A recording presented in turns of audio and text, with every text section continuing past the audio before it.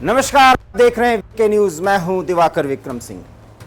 देश की राजनीति संसद से सड़क तक पूरी तरीके से प्रभावी है।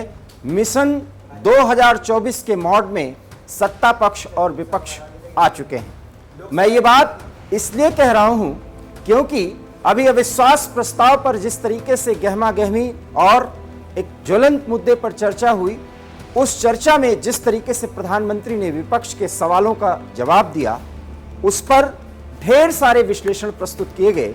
लेकिन इतना तय है कि सदन में भी सदन की गरिमा को चाहे सत्ता पक्ष की तरफ से कहा जाए, कुछ ऐसी घटनाएं या विपक्ष की तरफ से तार तार करने की कोशिश की गई है जो संसदीय मर्यादा के लिए कतई उचित नहीं कही जा सकती। हालांकि संसद में किए गए इस तरह के व्यवहार पर अगर माफी मांगी जाती है तो फिर उसे सदन से उस कार्रवाई या उस घटना को भुलाने के लिए मामले को हटा दिया जाता है। कुछ ऐसी ही बात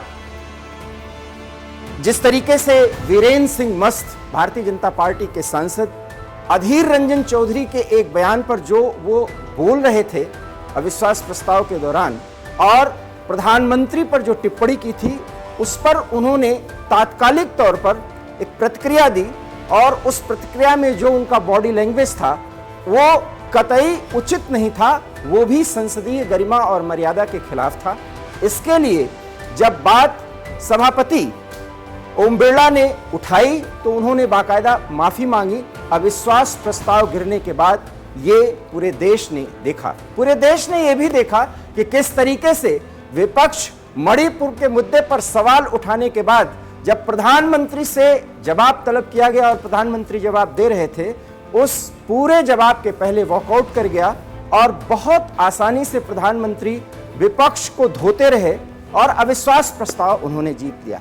लेकिन सदन की गरिमा तार तार हुई, इसका जिक्र करना चाहिए। इसलिए मैंने पहले भारतीय जनता पार्टी के सांसद वीरेंद्र सिंह मस्त के बयान की चर्चा की और उनके बॉडी लैंग्वेज और जो एक प्रतिक्रिया अधीर रंजन चौधरी के कुछ बयान पर उन्होंने की थी, उस पर हमने टिप्पणी की। लेकिन सवाल यह है कि अधीर रंजन चौधरी ने प्रधानमंत्री के खिलाफ एक बयान दिया और वो भी सदन में। अगर ये बयान वो सदन से बाहर देते तो यकीन मानिए उनके खिलाफ एफआईआर हो सकता था।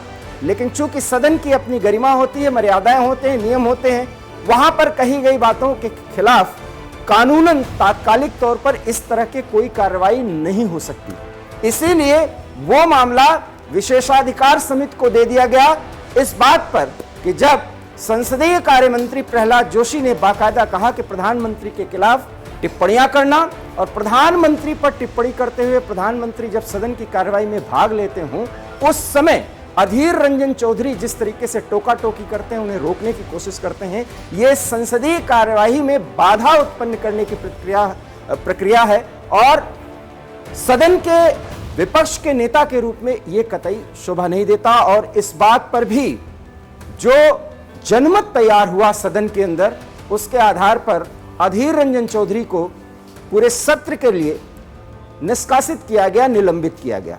सवाल यह है कि अगर अधीर रंजन चौधरी के खिलाफ ये कार्रवाई की गई तो विशेषाधिकार समिति जब इस पूरे मामले को देखेगी तो वो कार्रवाई के आगे के पहलुओं पर नजर दौड़ाएगी और कार्रवाई क्या और हो सकती है उस पर अपनी राय देगी। ये आने वाला समय बताएगा। लेकिन इतना जरूर है कि अधीर रंजन चौधरी की मुश्किलें बढ़ने वाली हैं। लेकिन एक सवाल जो वीके न्यूज उठा रहा है वो ये है कि अब विपक्ष के नेता या कोई भी हो, कोई गलत बयान देने के बाद उस बयान का विश्लेषण करे या वितंडावाद के तहत ये कहे कि जो बयान उसने दिया उसके मायने ये है लोगों ने गलत मतलब निकाला, तो फिर ये देश जानना चाहेगा कि वास्तव में जो वो सांसद महोदय जो बात कह रहे हैं और जिसका वो जवाब दे रहे हैं, जिस पर वो सफाई दे रहे हैं, क्या वो देश के जनता को मूर्ख समझते हैं?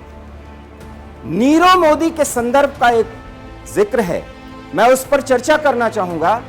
इस पर अधीर रंजन चौधरी ने कहा कि अगर मैंने नीरव मोदी शब्द का इस्तेमाल प्रधानमंत्री नरेंद्र मोदी के खिलाफ किया तो नीरव का मतलब होता है शांत, अर्थात मणिपुर पर प्रधानमंत्री नीरव मोदी की भूमिका में आ गए। ये अधीर रंजन चौधरी कह के अपनी गलत बात का पूरी तरीके से बचाव कर रहे हैं, लेकिन अब चर्चा वीके न्यूज ये करना चाहता है कि नीरव का मतलब क्या होता है। मैं एक हिंदी साहित्य का विद्यार्थी रहा हूं, इसलिए कम से कम नीरव पर चर्चा कर सकता हूं और अधीर के मायने भी मैं समझा सकता हूं। सवाल यह है कि नीरव का मतलब होता है घुप अंधेरे में जो एक शांति होती है, और उसको शांति पॉजिटिव अर्थ में नहीं लिया जाता।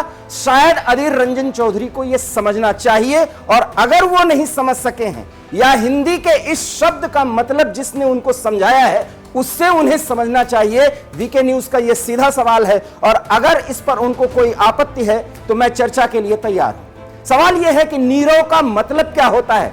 नीरव का मतलब होता है घुप अंधेरे में एक ऐसी शांति जिस शांति का उस शांति से कोई मतलब नहीं है जिस शांति की हम कल्पना करते हैं। अर्थात प्रधानमंत्री पर एक तरफ उनके वरिष्ठ नेता और पूर्व अध्यक्ष के तरफ से रावण तक की संज्ञा दी जाती है, और दूसरी तरफ इन सारे मुद्दों पर इतनी बड़ी कार्रवाई हुई, इसको जानने देखने समझने के बावजूद कांग्रेस के सदन के विपक्ष के नेता के रूप में उन्होंने नीरव शब्द का इस्तेमाल किया, और वो नीरव मोदी कौन है वो आपको बताने की जरूरत नहीं है। और एक बार फिर एक भ्रष्टाचारी के नाम को प्रधानमंत्री के साथ जोड़ना, और उसके बाद जब पूरे मामले में फंस जाए तो उस पर यह सफाई देना कि नीरव का मतलब शांति होता है। शायद अधीर रंजन चौधरी बंगाल से आते हैं।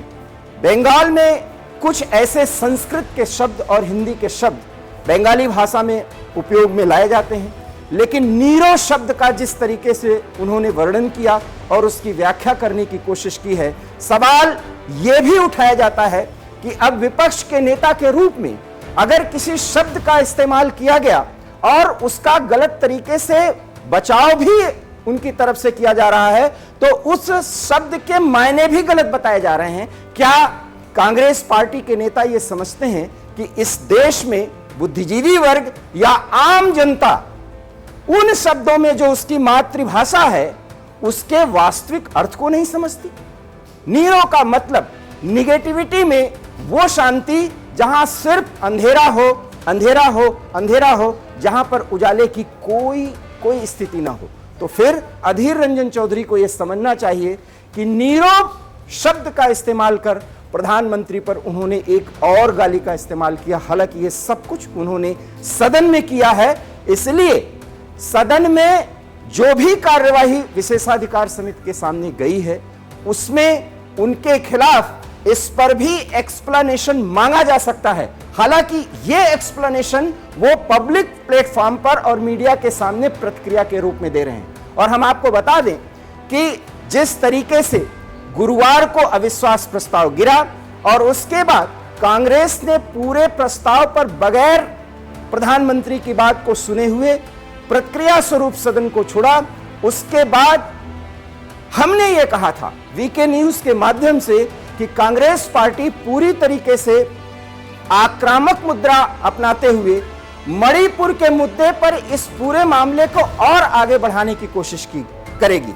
और आज जबकि संसद का अंतिम दिन है, फिर मणिपुर के ही मुद्दे को उठाते हुए किसी तरीके से हंगामेदार स्थिति को बनाते हुए इस पूरे सत्र में जिस गहमागहमी और हंगामे की स्थिति बनाई गई उसको बरकरार रखते हुए अब ये मामला सड़क तक ले जाया जाएगा। लेकिन दूसरी तरफ देश में राजनीति सत्ता पक्ष की तरफ से भी हो रही है और दिल्ली में बाकायदा तिरंगा यात्रा निकाली जा रही है और उसको उपराष्ट्रपति ने बाकायदा हरी झंडी दिखाई है और वो तिरंगा यात्रा अब घर घर पहुंचेगी।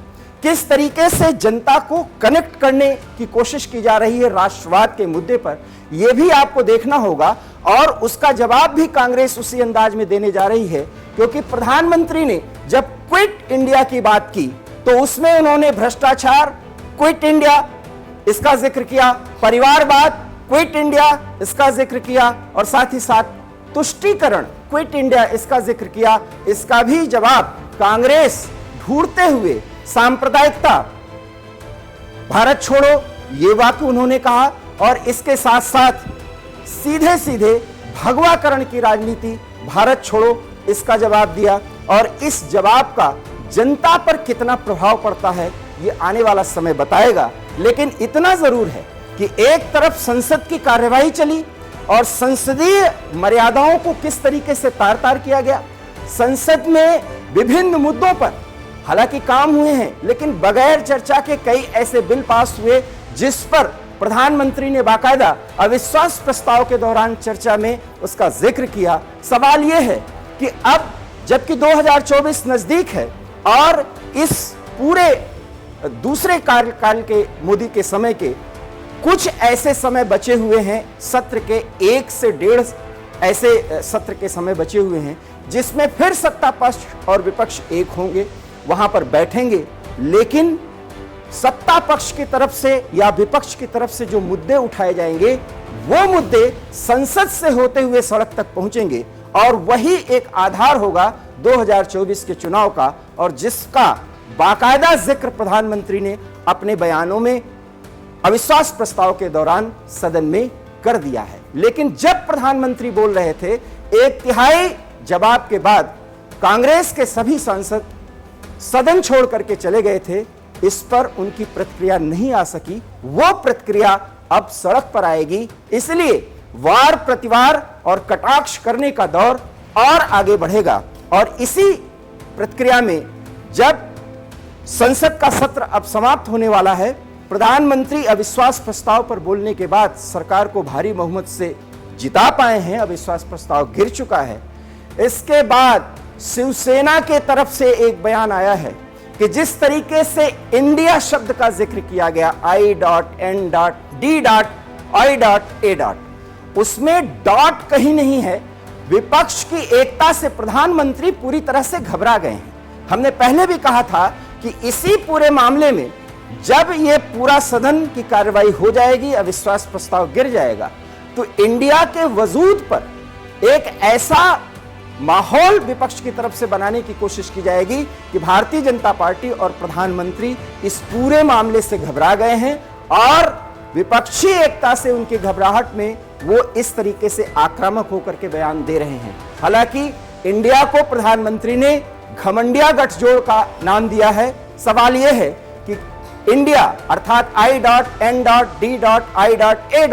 उसको अगर घमंडिया कहा गया है तो आने वाले चुनाव के पहले घमंडिया और एनडीए के बीच का जो संघर्ष होगा, अगर नेताओं के बदजुबानी में यह जनता से कनेक्ट होगा तो इसका भी असर ईवीएम पर पहुंचने के बाद जनता की तरफ से या एक वोटर के तौर पर वोटर की प्रतिक्रिया के रूप में दिखेगा। लेकिन फिलहाल प्रधानमंत्री ने बाकायदा हर एक मुद्दे का जवाब दिया। जरूर यह बात माननी पड़ेगी कि मणिपुर के मुद्दे पर पूरे नॉर्थ ईस्ट को लेते हुए जिस तरीके से प्रधानमंत्री ने जवाब दिया है, अधीर रंजन चौधरी ने अपनी प्रतिक्रिया में कहा कि प्रधानमंत्री भी हर बार 3 पूर्व प्रधानमंत्रियों के नामों का जिक्र कर उन्हें उनके कार्यों के जो उन्होंने पिछले दशकों में किए उस पर टिप्पणी करते हैं और इस तरीके से उन प्रधानमंत्रियों को बदनाम करते हैं जो संयोग बस कांग्रेस के वरिष्ठ नेता रहे हैं और इस देश के बड़े लोकप्रिय नेता रहे हैं, अर्थात नेहरू, इंदिरा और राजीव गांधी। सवाल यह है कि जब किसी भी पार्टी के या उस पार्टी के सत्ता में रहने की स्थिति में अगर इतिहास के संदर्भ में उसका विश्लेषण किया जाएगा तो जो बातें खंगालने के दौरान उस पर सवाल उठाए जाएंगे उसके जवाबदेही की भी जरूरत होती है और उस जवाब को सुनने की भी दरकार होती है। यह सत्ता पक्ष और विपक्ष दोनों से अपेक्षा की जाती है। हम सत्ता पक्ष से यह अपेक्षा करें कि वो गंभीर और संयत रहे, लेकिन विपक्ष कितना गंभीर तरीके से किसी मुद्दे को पूरे राष्ट्र का मुद्दा बनाते हुए देश के जनमानस का वो मुद्दा बना दे और देश की जनता उससे कनेक्ट हो जाए, शायद ये बौद्धिक चातुर्य विपक्ष के नेता को होना चाहिए। और इसका भी जिक्र प्रधानमंत्री ने शुरू से लेकर के अंत तक किया कि बिना होमवर्क के कही गई बातें और रखे गए तथ्यों का मजाक उड़ता है और ये मजाक सिर्फ संसद ही नहीं बल्कि सड़क पर भी या किसी भी सार्वजनिक मंच पर जब उसकी चर्चा की जाती है तो उसके मायने साफ हो जाते हैं कि सिर्फ वोट बैंक की खातिर और सत्ता पाने की खातिर एक कवायद के तहत जो छिटाकसी की जाती है, उससे न तो जनमत मजबूत होता है और न उस नेता की लोकप्रियता जनता के बीच में जाती है। और इसी आधार पर प्रधानमंत्री ने कहा कि कितनी बार किसी एक नेता को रिलॉन्च करने की कोशिश की गई, लेकिन वो रिलॉन्चिंग की स्थिति पूरी तरह से विफल रही।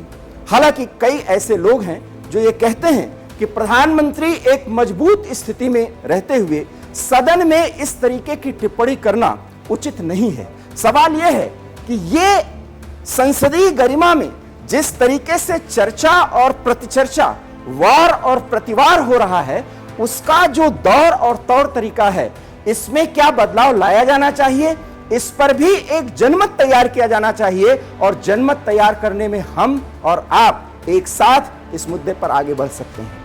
हर एक व्यक्ति को सवाल उठाने का, हर एक सांसद को सवाल खड़ा करने का पूरा अधिकार है, लेकिन मान्यताओं और मर्यादाओं को ध्यान में रखकर अगर किसी के कारस्तानी को और अच्छे कार्यों को जनता के सामने हर एक मंच से पेश किया जाए, तो जनमत यह कहता है हमारे संस्थाएं और हमारे राजनेता भी पूरी तरीके से लोकप्रिय होंगे। और ऐसे में धारदार विपक्ष की भूमिका भारतीय लोकतंत्र में अमूल्य वरदान के रूप में मानी जाएगी। लेकिन वो परंपराएं खत्म हो रही हैं। ऐसे में प्रधानमंत्री को भी कुछ ऐसे जवाबदारी के दौरान भाषाओं का इस्तेमाल शायद नहीं करना चाहिए, ये कुछ बुद्धिजीवी मानते हैं। लेकिन सवाल यह है कि गिरते इस तरीके के चर्चा पर देश क्या कहना चाहता है, यह भी अब सत्ता पक्ष और विपक्ष को सुनना पड़ेगा। शायद वीके न्यूज के इस विमर्श का यही मंतव्य और यही आशय है। आप कितना हमारे इस बात से सहमत हैं, हमें अपनी प्रतिक्रिया जरूर लिख भेजिए। लेकिन इतना जरूर है कि जिस तरीके से सत्ता पक्ष और विपक्ष सदन में की गई अगरिमापूर्ण बातों पर अपने कहे गए बातों का मंडन कर रही है, वो कतई उचित नहीं है। अगर आप सहमत हैं तो इस पर अपनी टिप्पणी करिए, असहमत हैं तो टिप्पणी करिए, और सहमति और असहमति के रास्ते पर ही बढ़ते हुए हम एक जनमत तैयार कर पाएंगे और यही हमारे लोकतंत्र को मजबूत करेगा। फिलहाल मुझे दीजिए इजाजत। नमस्कार। वीके न्यूज, राष्ट्र के नाम।